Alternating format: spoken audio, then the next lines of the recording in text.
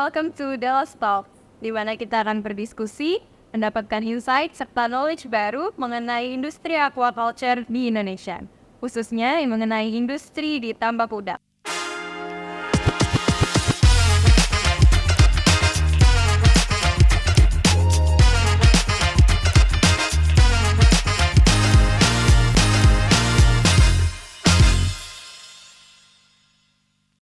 Dalam episode podcast kali ini, kita akan menjelajahi dunia budidaya udang bersama seorang legendnya, yaitu Pak Wayan Agus Edi, seorang praktisi budidaya udang yang memiliki pengalaman ekstensif dan pernah mengelola tambak terbesar di Indonesia. Saat ini, beliau juga menjadi salah satu konsultan Delos, dan beliau aktif sebagai konsultan aquaculture dan memiliki pengetahuan mendalam mengenai industri ini. Podcast kali ini akan membahas rahasia sukses beliau, tantangan yang beliau hadapi, serta teknik terbaik yang dapat digunakan, dan pastinya peluang-peluang mengenai industri aquaculture di masa depan. Thank you loh Pak, udah hadir dan menyempatkan waktu untuk datang ke acara hari ini. Iya, sama-sama. Suatu kehormatan juga bagi saya, apalagi Pak Wayan ini sosok yang legendary gitu ya di industri tambak udang. Siapa sih yang gak kenal Pak Wayan dalam industri aquaculture Indonesia ini? Kira-kira boleh diceritain nggak sih Pak, latar belakang Pak Wayan nih sebagai praktisi budidaya udang itu seperti apa? Apakah memang sudah jadi interest sejak lama atau gimana Pak? Iya, ini saya latar belakang pendidikan saya adalah Fakultas Teknologi Pertanian, jurusan Pengolahan Hasil Pertanian dan Perikanan. Jadi pada saat saya masih kuliah itu ada mata kuliah Pengolahan Hasil Perikanan. Dan itu juga pada saat itu juga saya mengambil mata kuliah budidaya air payau. Dan ternyata budidaya air payau dan sektor perikanan ini sangat menarik. Oleh karena itulah ketika saya menyelesaikan studi di Universitas Gadjah Mada Yogyakarta, saya langsung masuk ke pertambakan udang terbesar di dunia, bahkan terbesar di Indonesia, bahkan terbesar di dunia saat itu, yaitu PT Dipasena Citra Dharmaja dengan luas tambak sekitar 16.250 hektar, 18.000 tambak. Nah, ini saya memulai karir dari trainer ya, training di tambak udang PT Dipasena Citra Dharmaja. Kemudian setelah menyelesaikan trainingnya, saya menjadi teknisi junior. Kemudian pada saat itu saya mulai dengan mengelola 40 tambak. Iya, pada saat itu budidaya udang windu dan ternyata hasilnya pada saat itu sangat baik. Kemudian setelah itu karena hasilnya baik, saya diberi tanggung jawab yang lebih besar mengelola 200 tambak. Kemudian setelah itu meningkat menjadi mengelola 660 tambak. Dan dipercaya sebagai technical manager di PT Dipasena Citra Dharmaja. Kemudian setelah itu saya menjalani profesi di PT Dipasena Citra Dharmaja selama kurang lebih hampir 6 tahun. Kemudian setelah itu saya resign dan bergabung dengan PT Sentral Pertiwi Bahari Grup Carun Pokpan. Di sini saya bergabung selama 11 tahun. Lama juga ya Pak ya? Ya. Kemudian saya sangat menikmati pekerjaan ini karena cita-cita saya, visi saya itu ingin ikut berkontribusi dalam memajukan sektor perikanan Indonesia, khususnya tambak udang. Gitu. Karena itulah saya sangat menikmati pekerjaan ini, profesi ini. Di samping sebagai orang technical di tambak udang, saya juga ikut menyiapkan SDM untuk tambak udang. Jadi saya memberikan pelatihan, memberikan training ke teknisi-teknisi baru agar mereka bisa mengembangkan diri di tambak udang ini. Setiap pengalaman yang saya peroleh di tambak udang itu saya tulis dalam bentuk artikel, kirim ke majalah kami di perusahaan itu. Kemudian juga saya tulis dalam bentuk buku, dan terakhir saya terbitkan buku saya yang ke-6 tentang dinamika kualitas air di tambak udang. Ini adalah sebagai wujud dari cita-cita saya, visi saya, ingin ikut berkontribusi memajukan sumber daya manusia di sektor pertambakan udang Indonesia.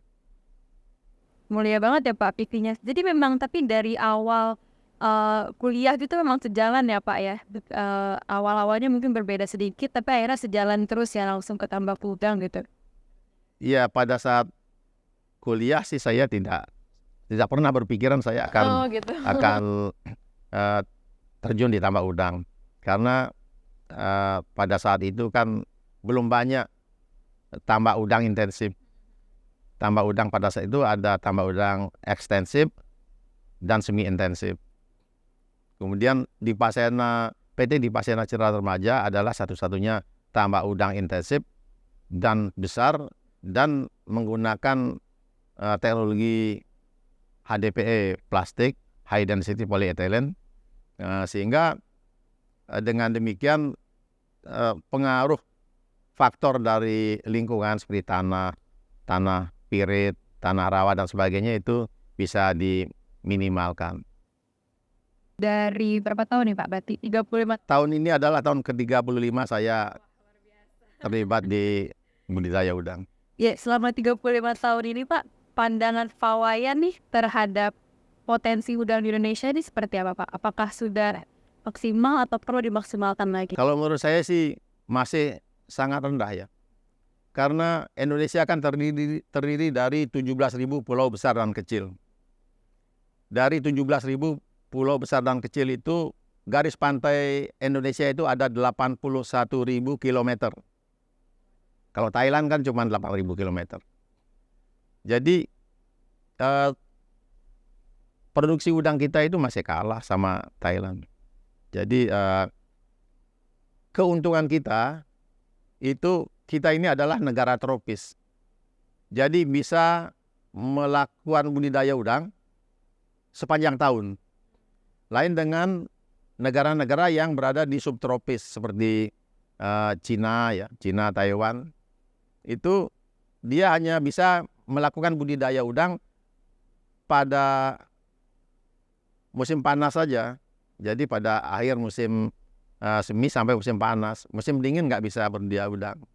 Nah, kita ini diberkahi berada di bawah garis khatulistiwa, negara tropis, sehingga bisa melakukan budidaya udang sepanjang tahun.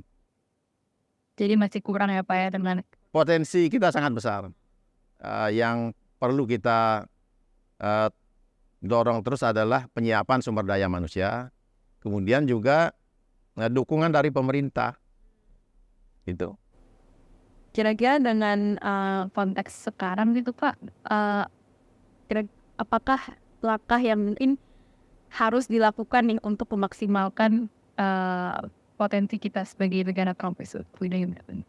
Yang pertama adalah kemudahan-kemudahan yang diberikan oleh pemerintah dalam hal perolehan lahan, kemudian perizinan, kemudian juga penyediaan sarana-sarana yang lainnya. Itu. Kemudian yang kedua, penyiapan sumber daya manusianya. Gitu. Jadi penyiapan sumber daya manusia ini itu adalah tanggung jawab institusi perguruan tinggi. Kemudian yang kedua adalah tanggung jawab perusahaan-perusahaan yang akan mempekerjakan tenaga kerja yang baru lulus dari perguruan tinggi itu sendiri. Nah, Delos ini kan memiliki DMI ya, Delos Maritime Institute ini luar biasa. Jadi ini saya sangat respect ya sama Delos, mau menyediakan sarana pelatihan seperti DMI ini kontribusinya sangat besar dan sangat dinanti oleh perusahaan-perusahaan yang bergerak di bidang pertambakan udang ini. Jadi memang harus ada sinergi juga ya Pak ya, dari pemerintah, dari pendidikan, dari perusahaan gitu. Dan Delos akhirnya bisa melakukan hal itu semua dengan DMI gitu ya. Betul, iya. Kita tidak bisa bekerja sendiri.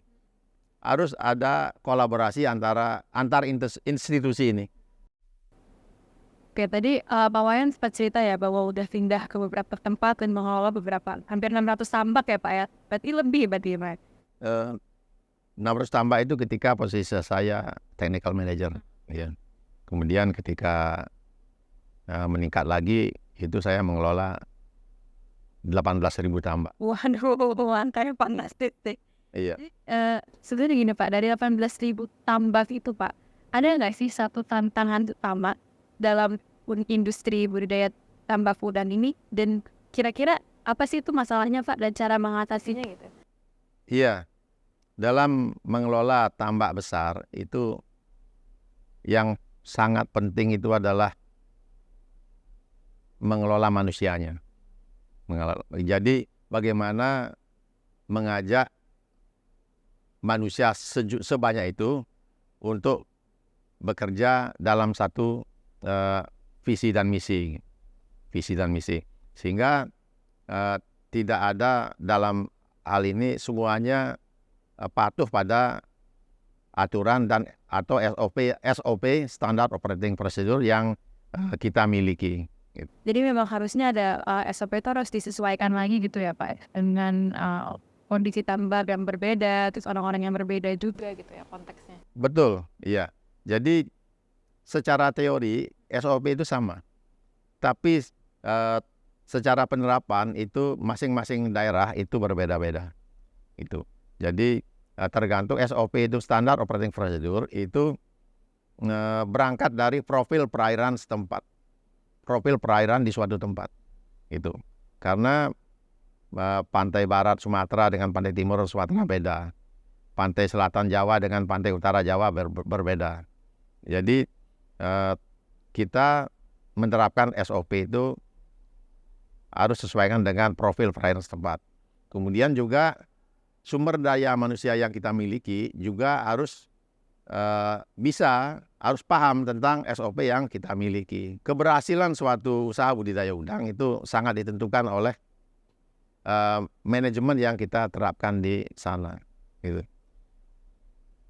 Kegagalan suatu usaha tambak udang itu tidak terlepas dari mismanagement yang terjadi di sana. Oleh karena itu gimana ya Pak cara menyampaikan ke SDM juga gitu ya Pak, bahwa ini harus sebagaimana sesuaikan dengan ini gitu, apa yang diperlukan? Iya, SDM yang terlibat dalam budidaya udang itu memiliki tingkat pendidikan yang berbeda-beda. Mulai dari yang paling rendah itu mungkin tamat sekolah dasar, kemudian sekolah lanjutan tingkat pertama, SMA, SMK, hingga sarjana. Bahkan juga ada sarjana, pasca sarjana, ya S2 dan sebagainya. Jadi para pelaksana di bawah itu pendidikannya mungkin di bawah SMA ke bawah ya. Penyampaian instruksi dan sebagainya itu harus tepat. Jadi usahakan instruksi itu singkat dan jelas. Atau dalam istilah manajemennya itu KISS, KISS, KISS. Keep information short and simple. Gitu. Jadi ketika kita memberikan instruksi kepada seseorang, lihat siapa yang kita beri instruksi itu. Jadi berikan instruksi yang singkat dan jelas. Lain halnya kalau kita memberikan instruksi kepada seseorang yang tingkat pendidikannya lebih tinggi. Kita bisa lebih mudah memberikan instruksi. Nah, kesalahan dalam pemberian instruksi itu inilah yang bisa menyebabkan kegagalan. Karena itu saya katakan tadi bahwa keberhasilan suatu usaha tambak udang itu sangat dipengaruhi oleh bagaimana kita memanage, bagaimana kita mengelola SDM-nya. Jadi kalau ada yang bilang bahwa pengaruh keberhasilan itu karena benur, karena pakan, karena obat-obatan, dan sebagainya itu. Ya memang ada. Benur kualitasnya harus baik. Nah, kemudian pakan harus baik. Kemudian tapi yang bahan-bahan baku yang baik ini harus dikelola dengan baik, kan gitu. Jadi sekali lagi bagaimana kita mengelola, memanage hal-hal ini, sarana produksi tambak ini dengan baik. Bagaimana mengelolanya? Siapa yang mengelola? Ya manusianya, sumber daya manusianya. Karena itulah banyak teman-teman yang menanyakan kepada saya, keberhasilan tambak udang itu dipengaruhi oleh apa saja? Faktor yang berkontribusi yang sangat besar itu apa? Apakah benur, pakan, obat-obatan, dan sebagainya? Kalau menurut saya manajemen, iya, manajemen gitu. Jadi bagaimana kita mengelola semua ini dengan baik, itu yang mempengaruhi keberhasilan, yang berkontribusi sangat besar terhadap keberhasilan suatu usaha tambak udang. Sangat vital. Karena itulah Delos ini sudah on the track. Jadi memiliki institusi DMI gitu. Jadi lulusan perguruan tinggi fresh graduate ini itu masuk DMI dulu sebelum diterjunkan ke lapangan. Ini sudah benar, sudah di jalur yang sudah di jalur yang tepat gitu. Nah, itu karena saya pernah diberi kesempatan untuk memberikan materi, saya luar biasa, saya sangat respect, saya sangat bangga kepada mahasiswa yang baru lulus. Mereka sangat tertarik gitu, sangat tertarik kepada usaha budidaya udang ini. Itu. Sebenarnya juga kan karena budidaya udang ini segmented ya Pak ya, orang-orang yang mungkin interested dengan budidaya udang gitu ya, apalagi yang baru SMA atau kuliah itu kan sangat mungkin kecil juga populasinya gitu. Kira-kira gimana sih Pak supaya mereka akhirnya interested dengan budidaya udang di Indonesia ini gitu? Ya kita yang pertama kita harus kenalkan usaha budidaya udang ini melalui podcast seperti ini. Iya. Jadi kita berikan informasi yang benar dan tepat sehingga hal ini bisa menarik minat mereka untuk bergabung di usaha tambak udang ini. Dan Delos Maritim ini juga sudah menjadi langkah yang tepat ya Pak ya untuk membangun SDM dari bawah untuk akhirnya outputnya pun bagaimana budidaya udang Indonesia ini akan lebih baik gitu ya. Sangat tepat, sangat tepat. Jadi memang menurut Pak Wayan ini SDM dan SOP merupakan hal yang sangat penting untuk mengatasi tantangan terbesar, tantangan utama dalam industri budidaya udang ya Pak. Betul ya, betul. Nah, selain itu Pak juga sekarang kan mulai hangat diperbincangkan mengenai perubahan iklim.